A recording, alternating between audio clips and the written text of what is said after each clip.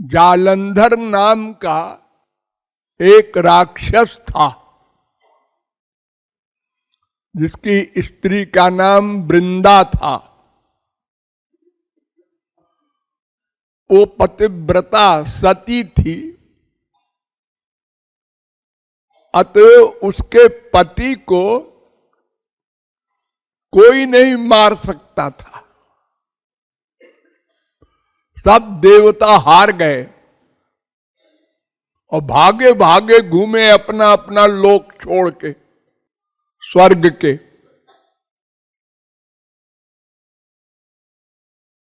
तो लोग भगवान के पास गए, कहा महाराज ये तो ऐसा राक्षस है और उसकी स्त्री के कारण कोई मार नहीं सक रहा है उसको, क्या करें हम लोग। तो ठाकुर जी ने कहा ठीक है, हम कुछ सोचेंगे। तो ठाकुर जी है ही है। अनंत कोटि ब्रह्मांड में कौन सा पुरुष, कौन सी स्त्री है जो उनको देखकर मोहित न हो जाए। तो ठाकुर जी गए उसकी स्त्री के पास। उस समय राक्षस वहां था नहीं और स्त्री मोहित हो गई, और ठाकुर जी ने उसके साथ स्त्री का व्यवहार किया, यानी उसके पतिव्रत को भंग कर दिया।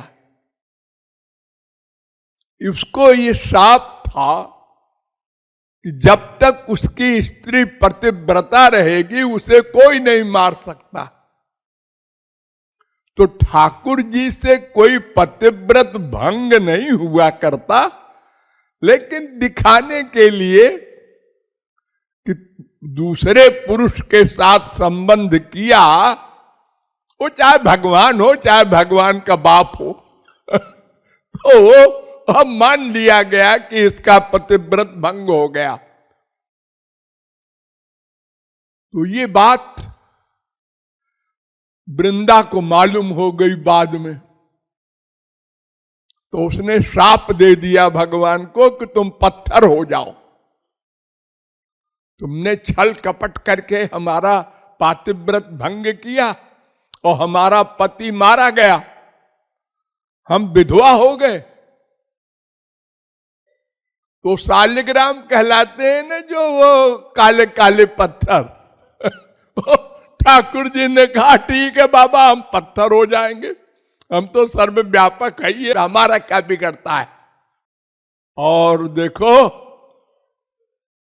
अब तुमने हमारा पतिव्रत भंग किया है, अब तुमको ब्याह करना पड़ेगा हमसे। ये भी शर्त लगा दिया उसने। तो उन्होंने कहा दूसरा शरीर धारण करके आना, हम ब्याह कर लेंगे। तो आज वो ब्याह का दिन है।